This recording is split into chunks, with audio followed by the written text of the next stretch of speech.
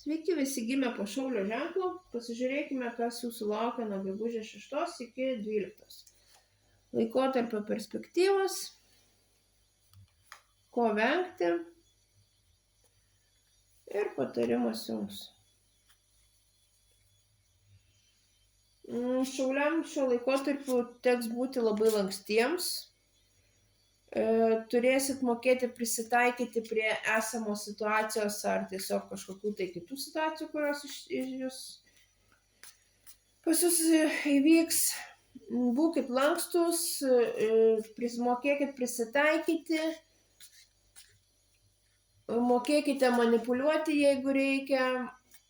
Galbūt šią savaitę turėsite kažkokias pajamas ne iš vieno šaltinio, o iš kelių. Tiesiog turėsit ką veikti, turėsit daug veiklos. Ko vengti?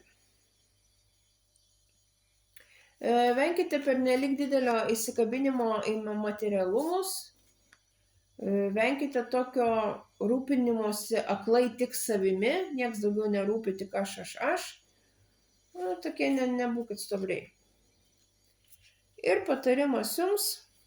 Šią savaitę prieš priimant kažkokius tai konkrečius ir rimtus sprendimus, niekur labai neskubėkite, labai gerai įsiklausykite į save. Tiesiog sprendimų priėmimui šiuo laikotarpiu jums reiks labai tokio emocinio stabilumo.